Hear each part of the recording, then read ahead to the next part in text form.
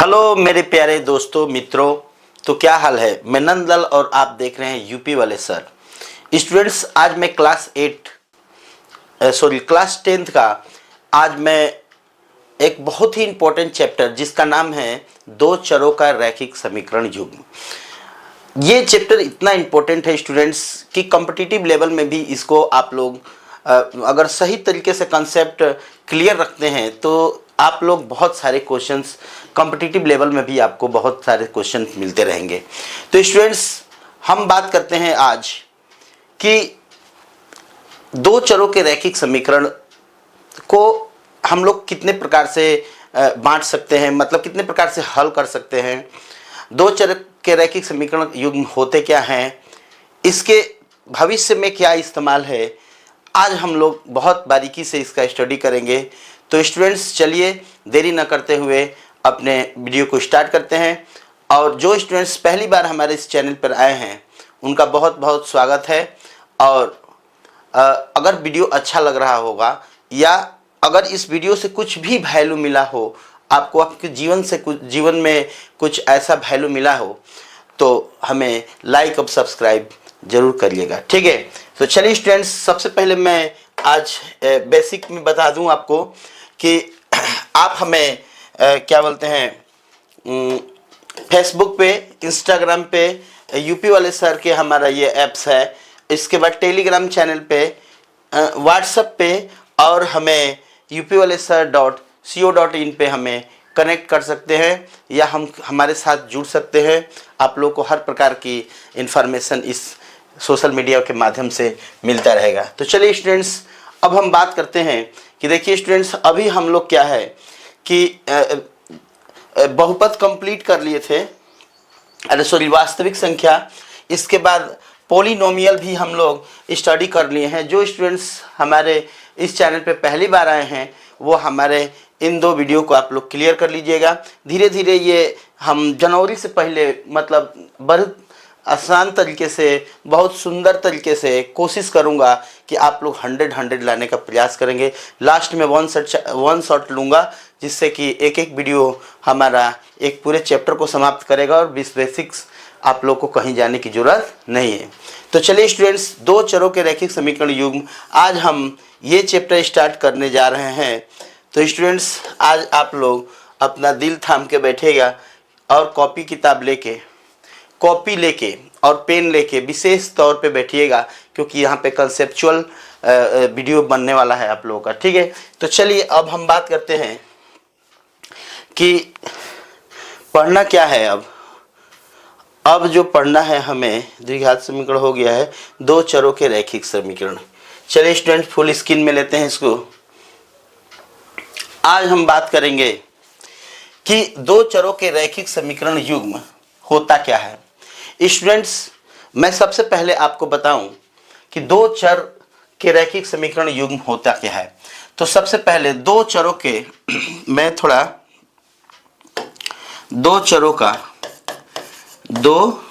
का रैखिक समीकरण युग्म का जो मानक रूप होता है, मानक रूप वो थोड़ा देख लीजिए। a1x plus b1y plus c1 = 0 और a2x plus b2y plus c2 = 0। Students, मैं आपको बता दूं कि यही जो है दो चरों के रैखिक समीकरण युग्म का क्या बोलते हैं इसको, ये दो चरों के रैखिक समीकरण युग्म का मानक रूप होता है, स्टैंडर्ड फॉर्म होता है। मतलब कि ये युग्म इसी प्रकार से हमें देखेंगे, जहां पे आपको बता दूं, जहां पे a1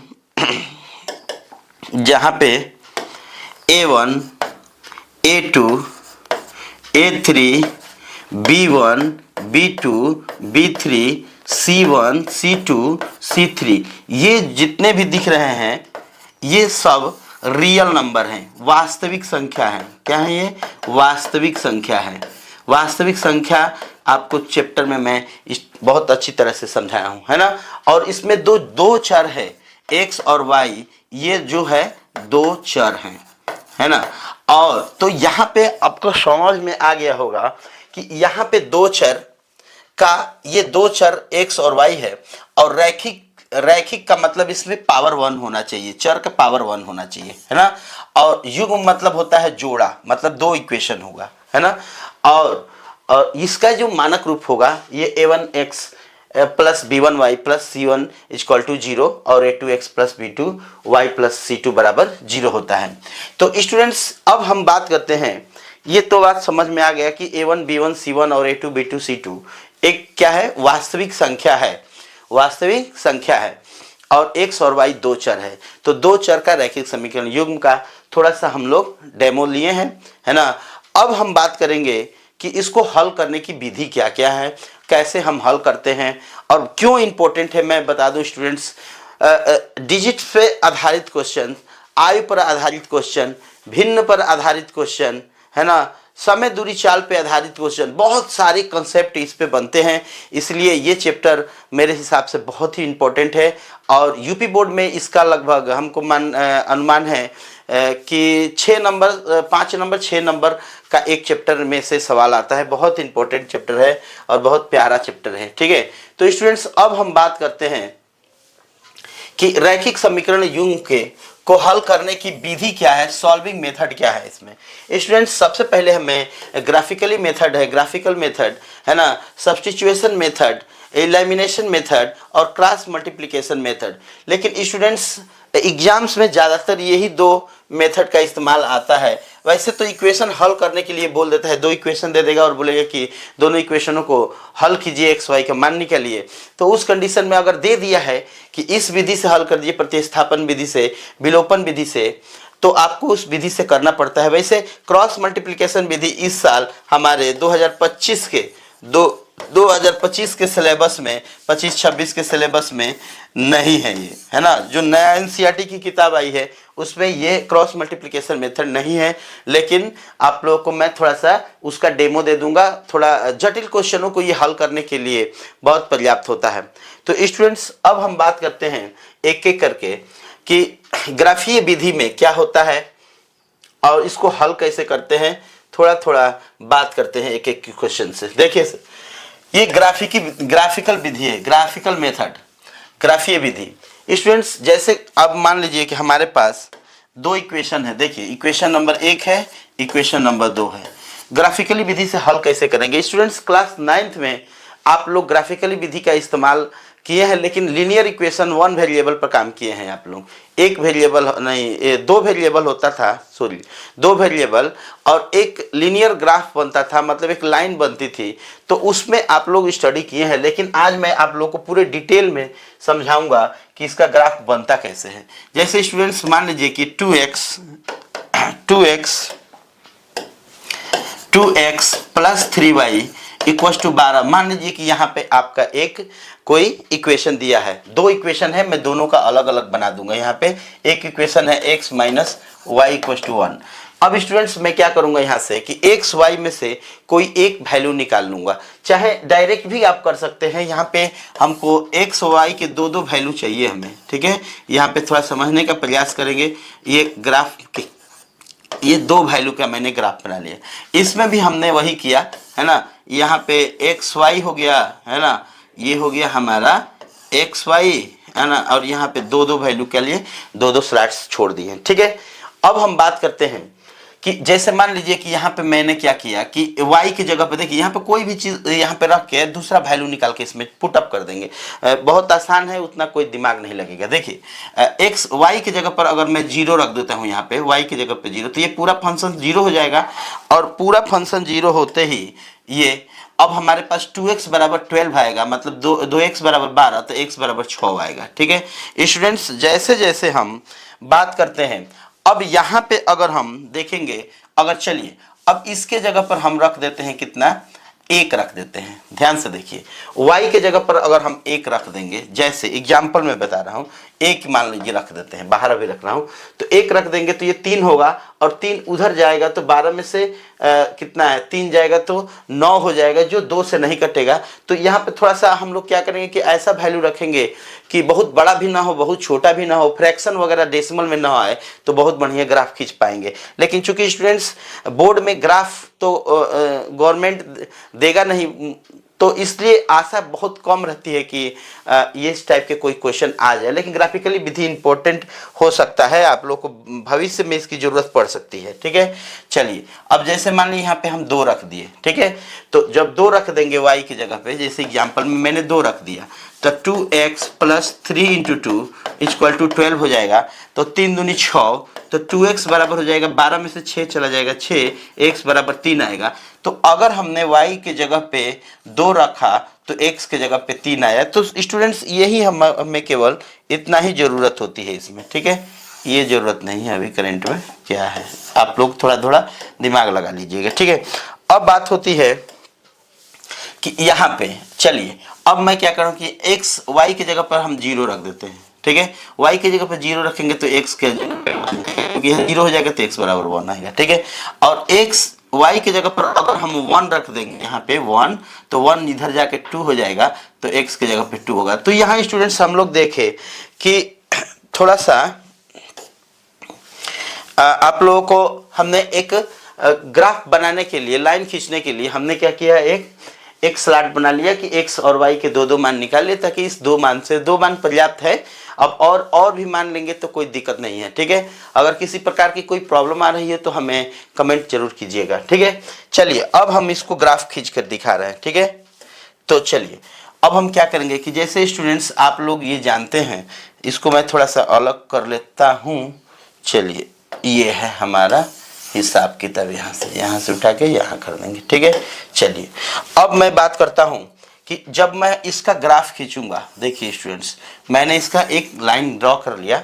यहाँ पे 0 होता है ना, यहाँ 1 2 3 4 5 1 -1 -2 -3 -5, ये है हमारा x डैश y डैश।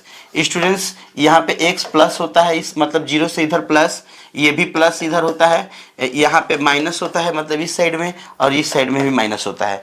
तो अब जैसे स्टूडेंट्स अब यहाँ पे ध्यान से देखिए 1 2 3 4 5 6 है ना, और यहाँ पे क्या है -1 -2 -3 -4 -5, इस टाइप से बना होता है। ठीक है, अब स्टूडेंट्स क्या करते हैं कि हम मान पुटअप करते हैं। चलिए मैं पहला ग्राफ के लिए इसी का खींच लेता हूँ, चाहे इसी का पहले खींच लिए। चलिए पहले ये बनाए थे ना, तो इसका खींच लेंगे। 6x बराबर 6 y बराबर 0, 6 0 का ग्राफ है ना, वो है पॉइंट है। तो 1 से x एक्सिस पे 6, 1 2 3 4 5 6, x एक्सिस पे 6 और y एक्सिस पे 0 है, तो यहीं पे रुक जाएंगे। यहाँ पे मैं पीला कलर से पॉइंट बना देता हूँ। ठीक है, एक पॉइंट मिल गया। अब यहाँ है 3 और 2, तो x एक्सिस पे 3, 1 2 3 यहाँ पे है ना, और y एक्सिस पे कितना है 2 1 2। तो देखिए स्टूडेंट्स यहाँ पे 3, यहाँ पे 2, ये जो पॉइंट मिला है स्टूडेंट्स, मतलब कि ये जो पॉइंट हमको मिला है वह पॉइंट जो है, ये हम हटा देते हैं, ये जो पॉइंट हमें मिला है वही पॉइंट हमारा 3 2 का है। तो मैं पॉइंट यहाँ पे नोट कर देता हूँ। इस पॉइंट को हम लोग कहेंगे 6 0, और ये है हमारा 3 और कितना है 2 3 2। ठीक है, अब ये 2 पॉइंट्स हमको मिल गया। अब इन दोनों पॉइंटों से हम लोग 2 पॉइंट से होते हुए एक लाइन ड्रॉ करेंगे। ठीक है, यहाँ से हमने क्या किया कि एक लाइन ड्रॉ कर दिया है ना, रफली है, थोड़ा बहुत डिफरेंस हो सकता है स्टूडेंट्स, है ना। तो आप लोग इसको ग्राफ पर खींचेंगे तो बहुत क्लियर दिखेगा। अब ये 2 पॉइंट हमको मिल चुका है, एक यहाँ पे पॉइंट है, एक यहाँ पे। चलिए उससे कोई दिक्कत नहीं। ठीक है, एक ग्राफ मैंने खींच दिया है। अब बात करते हैं कि अब दूसरा ग्राफ ये वाला, ये हम लिख देंगे इस पे। कौन सा ग्राफ है ये? इसका ग्राफ है 2x plus 3y equal to 12 का ग्राफ है। अब स्टूडेंट्स बात होती है कि इसका जो इस टाइप का दूसरा ग्राफ बनेगा, ये वाला x minus Y equal to 1 का, तो ये है आपका 1 0। तो x एक्सिस पे 1 और 0, मतलब कि यहाँ पे है ना, यहाँ पे हमें प्राप्त होगा ये वाला पॉइंट। उसके बाद यहाँ पे दो एक है, तो 2 और 1 यहाँ पे हमको प्राप्त होगा स्टूडेंट्स। मतलब कि ये पॉइंट हमको यहाँ पे मिलेगा। थोड़ा सा डॉट कर लेता हूँ साइड में और इसको हटा देता हूँ, ठीक है। ये वाला थोड़ा हिस्सा हटा देता हूँ। चलिए ये है हमारा, अब 2 पॉइंट आपको मिल गया। पॉइंट नंबर 1 क्या है? पॉइंट नंबर 1 है 1 0 और पॉइंट नंबर 2 है 2 1, 2 और 1। अब स्टूडेंट्स ये दोनों जो पॉइंट मिला है, इस पॉइंट से होते हुए मैंने एक लाइन ड्रॉ कर लिया है। थोड़ा टेढ़ा हो सकता है ग्राफ पे, है ना। तो ये जिस पॉइंट पर ये काट रहा है ना, वही हमारा इस इक्वेशन का, ये है हमारा x minus Y equal to 1 का ग्राफ, ठीक है। अब स्टूडेंट्स यहाँ पे अब आप लोगों से मैं बात करूं तो ये दोनों ग्राफ जहां पे इंटरसेक्ट करते हैं, जहां पे दोनों ग्राफ एक दूसरे को काटते हैं, वही हमारा वैल्यू बनता है x और y का। तो जिस पॉइंट पे ये काटे हुए हैं, ये कौन सा पॉइंट है? तो यहाँ पे हम देखेंगे कि ये कौन सा पॉइंट है। तो मान लीजिए कि यहाँ पे 3 है और यहाँ पे मान लीजिए कि यहाँ पे 2 है। तो यहाँ पे मान लीजिए कि 3 और 2 पर काटे हैं, तो इसका मतलब है यहाँ पे x इक्वल टू 3 और y इक्वल टू 2 होगा, है ना। मतलब कि ये थोड़ा सटीक ग्राफ बनाना ग्राफ पेपर पे ही होता है, क्योंकि जो मैनुअली हम लोग खींचते हैं ना, तो मैनुअली खींचते हैं तो गैप में अंतर आ जाता है। कोई छोटा मान ले कि यहाँ पे ये छोटा हो गया, ये बड़ा हो गया, इसके वजह से थोड़ा बहुत डिफरेंस हो सकता है। इसलिए मैं कहता हूँ कि जब भी एग्जामिनर या पेपर में हमें ये इस टाइप के क्वेश्चन आएंगे ना, तो उस कंडीशन में हमको ग्राफ गवर्नमेंट को देना पड़ेगा। इसलिए ग्राफ न देने के लिए बहुत खर्चे आएंगे, इसलिए ये लोग क्या करते हैं कि इसको छोड़ देते हैं, ठीक है। चलिए अब आपको समझ में आ गया है एक रफली। अब इस टाइप के क्वेश्चंस अगर आते हैं तो आपको ग्राफ पेपर पे ही करना होगा, ठीक है। चलिए स्टूडेंट्स, अब हम बात करते हैं एक विधि और।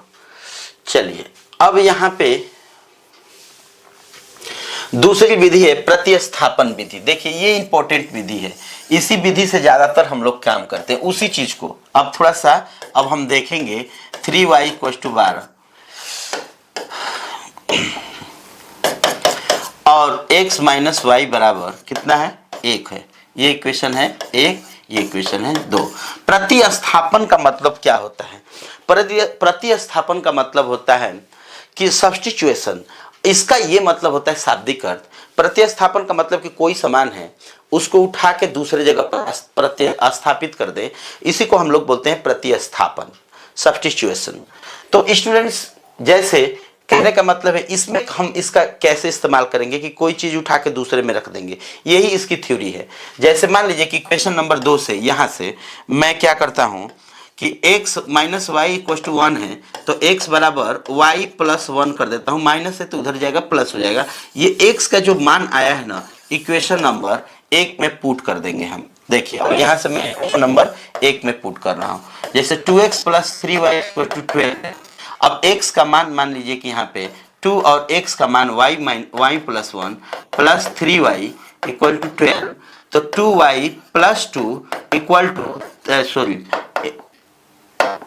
प्लस 3y इक्वल टू 12 कितना हो जाएगा? 5y बराबर, ये हो गया हमारा 12 माइनस 2, तो 5y बराबर 10, तो y बराबर हो जाएगा हमारा 2। यहाँ पे देखिए स्टूडेंट्स, y की वैल्यू 2 निकला है और y की वैल्यू उठा के किसी इस दूसरे वाले में रख दीजिए, कोई दिक्कत नहीं, किसी में भी रख दीजिए, लेकिन आप दूसरा में रखेंगे तो ठीक रहेगा। x बराबर y प्लस 1 है समीकरण x कितना का मान? y का मान। y बराबर कितना आया है? 2। समीकरण यहाँ पे लिख देंगे समीकरण 2 में रखने पर, ठीक है, रखने पर, इसमें कोई दिक्कत नहीं है। चलिए x बराबर यहाँ पे हम 2 रख देंगे, तो यहाँ पे x का मान 3 आता है स्टूडेंट्स। इसके पहले वाले में भी हम लोग ये जानने के प्रयास किए थे कि ये 3 और 2 का ग्राफ है, ठीक है। 3 और 2 इस पॉइंट मिलते हैं, x के मान दोनों में हम लोग प्राप्त किए। तो इसमें क्या हम लोग सीखे हैं, थोड़ा सा 1 मिनट। इसमें हम लोग सीखे हैं कि कैसे एक पॉइंट को, मतलब एक x के जो मान है या इसमें y का मान एक इक्वेशन से निकाल के दूसरे में प्रतिस्थापित कर दें, रख देने की, इस टाइप की विधि जो होती है प्रतिस्थापन विधि कहलाती है। स्टूडेंट्स अभी बहुत सारे सवाल आएंगे, ये तो अभी बेसिक कंसेप्ट में समझाने का प्रयास कर रहा हूँ कि ये विधियाँ होती क्या है, ठीक है। अभी बहुत सारे आएंगे तो आप धीरे धीरे इसको कवर करने का प्रयास कीजिए, ठीक है स्टूडेंट्स। तो चलिए अब बात करता हूँ विलोपन विधि। देखिए ये होता है एलिमिनेशन मेथड। विलोपन का मतलब होता क्या है? विलोपन का मतलब होता है कि गायब करना। इलिमिनेट मतलब उसको अस्तित्व से हटा देना। तो इसमें गायब करने की कहाँ से बात आ गई? तो मैं बात यहाँ पे करता हूँ, जैसे दो इक्वेशन हमको, वही इक्वेशन में लिया हूँ, एक इक्वेशन को तीनों प्रकार से हल करके दिखाएंगे, 4 प्रकार से। तो 3 प्रकार मुख्यतः अब जो हम लोग पढ़ेंगे। देखिए यहाँ पे स्टूडेंट्स, यहाँ पे चलिए 2x + 3y = 12 और x - y = कितना है? 1 है ना। Equation number 1, equation number 2। यहाँ से हम दो इक्वेशन, एक इक्वेशन वही इक्वेशन लिए हैं, पुनः हम लोग विलोपन विधि का इस्तेमाल करें। विलोपन मतलब हम गायब करते हैं। तो स्टूडेंट्स गायब तभी होगा इसमें से दो में से एक, जब ये लोग बराबर होंगे। देखिए यहाँ पे कोई इसका x का गुणांक नहीं है, तो यहाँ पे 1 है, यहाँ पे भी 1 है। तो आप क्लियरफाई हो गए होंगे कि 1 होने की वजह से अब यहाँ पे कोई बराबर नहीं। देखिए यहाँ पे y है ना, यहाँ पे 3y है, यहाँ पे -y है, यहाँ पे 2 है, यहाँ पे। जब तक इन दोनों में से कोई बराबर नहीं करेंगे तो तब तक वो हम एलिमिनेट नहीं कर सकते, इसको विलोपित नहीं कर सकते, ठीक है। चलिए अब विलोपन होगा कैसे? तो देखिए यहाँ से जिसे मान लीजिए कि हम इसको y को गायब करना चाहते हैं, तो y का गुणांक यहाँ पे क्या है? 1 है। तो हम क्या करेंगे? 1 से इसमें गुणा कर देंगे पूरे इक्वेशन में, और ये यहाँ पे y का कितना है? 3 है, तो यहाँ 3 से गुणा कर देंगे। मतलब कि जिसको गायब करना चाहते हैं, जिसको एलिमिनेट करना चाहते हैं, उसको हम क्या करेंगे कि यहाँ पे जो y के गुणांक है उसको हम लोग क्रॉस मल्टीप्लाई करेंगे। डिफरेंट माने क्रॉस मतलब कि इसके इसमें, इसको इसमें। अगर मान लीजिए कि हमको इसको गायब करना होता है x को, तो x के मल्टीप्लाई क्या है? यहाँ पे 2 है, 2 से इसमें करेंगे, और यहाँ 1 है, 1 से इसमें करेंगे। अपने आप स्टूडेंट्स ये बराबर हो जाएगा और जोड़ घटा के कटा देंगे। बहुत आसान है, इसमें कोई ज्यादा टेक्निकल नहीं। चलिए पहले गुणा कर लीजिए। 1 से गुणा करेंगे तो कोई फर्क नहीं पड़ेगा। देखिए यहाँ पे बराबर 12 इक्वेशन बना हुआ। अब यहाँ पे क्या है? अब इसको भी इक्वेशन नंबर 1 ही रखेंगे नाम, है ना। अब यहाँ पे 3 है, 3 से इसमें मल्टीप्लाई कर देंगे तो 3x, अब माइनस देखिए यहाँ पे माइनस है, तो माइनस कितना? 3y = कितना? 3। देखिए स्टूडेंट 2 नंबर। अब यहाँ पे थोड़ा सा अब नजर रखेंगे, ये जो थोड़ा सा पॉइंट है ना, थोड़ा सा इंपॉर्टेंट पॉइंट क्यों है? क्योंकि यहाँ पे बच्चे बहुत गलत करते हैं, है ना। तो यहाँ पे समझने वाली जो बेसिक कंसेप्ट है उसको आप लोग को क्लियर करा देता हूँ। देखिए यहाँ पे प्लस है, यहाँ पे प्लस है, ध्यान से देखिए। और चूंकि हमको ये कटाना है तो इसका चिन्ह देखेंगे। अगर दोनों का चिन्ह अलग अलग है, पहले से ही है, अलग अलग है, तो हम इसको जोड़ देंगे। क्या करेंगे? जोड़ने पर, है ना, ऐड करने पर, जोड़ने पर। चलिए जोड़ने पर और घटाने पर में क्या अंतर है? जोड़ने पर चिन्ह नहीं बदलते हैं, जरूरत के साथ। मान लीजिए दोनों प्लस होता है तो हम लिखते घटाने पर, तो ही तो एक घटाएंगे तो एक नीचे वाला का चिन्ह चेंज हो जाएगा और इसके हिसाब से दोनों प्लस माइनस हो जाएंगे, बस कट जाएंगे। अभी हमको जोड़ने की स्थिति क्यों आई? क्योंकि यहाँ पे ऑलरेडी चिन्ह अलग अलग है और बराबर भी है ना। बराबर तो हम लोग किए हैं और चिन्ह अपने आप मतलब पहले से ही दिया हुआ है। इसके आधार पर ये क्या क्या है? एक माइनस है, एक प्लस है। तो जोड़ने पर अगर दोनों प्लस होता तो घटाते तो चिन्ह बदल देते, है ना। दोनों माइनस होता तो भी घटाना पड़ता। मतलब अलग अलग चिन्ह है तो जोड़ना है ना, और एक चिन्ह है तो घटा देना है। चलिए स्टूडेंट्स अब बहुत आसान हो गया है। अब जोड़ देंगे तो चिन्ह नहीं बदलेगा, डायरेक्ट कट जाएगा। अब 2 और 3 कितना होता है स्टूडेंट्स? 5y बराबर में ये हो जाता है कितना स्टूडेंट्स? 5y बराबर हो जाएगा 12 और 3 15, तो y बराबर हो जाएगा हमारा 15/5। इसको कटाएंगे तो आएगा 3। तो y का स्टूडेंट्स मान 3 आता है, जो पहले भी यही आया था, अभी भी यही है। तो विधि कोई भी हो काम करने का, है ना, लेकिन आंसर वही आता है। चलिए अब नेक्स्ट बात करते हैं थोड़ा सा कि इसका दूसरा पॉइंट निकाल लेते हैं, x का मान। तो यहाँ से कोई भी वैल्यू आप किसी भी इक्वेशन में रख दीजिए। जैसे मैं इसी में रख देता हूँ, कोई दिक्कत नहीं, इसी में रख दीजिए, दूसरा में रख दीजिए, ठीक है। चलिए क्या आया है यहाँ पे थोड़ा समझ लेते हैं। x - y बराबर 1 है ना, तो यहाँ पे y का मान 3 है, तो x - 3 = 1। तो x बराबर 1 + 3, है ना। तो यहाँ पे x का मान कितना है स्टूडेंट्स? ये 3 है ना, 3 15, ठीक है। अब यहाँ पे 3 रख देंगे तो 3 1 4 हो जाएगा। तो स्टूडेंट्स यहाँ पे x और y का जो वैल्यू आया है वह 3 और 4 आया हुआ है, ठीक है। तो इस प्रकार, हाँ, अब आप दोनों की वैल्यू पे रख के आप चेक भी कर सकते हैं स्टूडेंट्स। यहाँ पे मैं रख देता हूँ, चेक भी कर सकते हैं कि ये हमारा सही है कि नहीं है। देखिए, अब आपको थोड़ा सा मैं समझाने का प्रयास करता हूँ, जैसे मैं चेक कर रहा हूँ, ठीक है। चलिए इसको हटाते हैं यहाँ से, चलिए चेक कीजिए। तो स्टूडेंट्स यहाँ पे x की जो वैल्यू आया है 4 और y का मान 3, x का मान 4, y का मान 3, इस पे रखिए इस इक्वेशन में। तो 2 इंटू एक्स का मान कितना 4 प्लस 3 गुणे कितना 3, तो ये हो जाएगा 8 और 9, अरे सॉरी, x का मान कितना निकला है, x का मान 4, तो 4 और 4 दुनिया 8 और 3 3 9 8 17 हो जाएगा, फिर गलत है।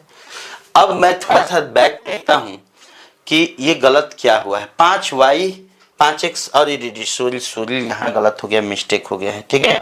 चलिए यहाँ पे थोड़ा सा आपको मैं समझा देता हूँ कि कहाँ मिस्टेक हुआ है। यहाँ पे देखिए थोड़ा सा गलती क्या हो गया है, थोड़ा सा गलती हो गया है आपको।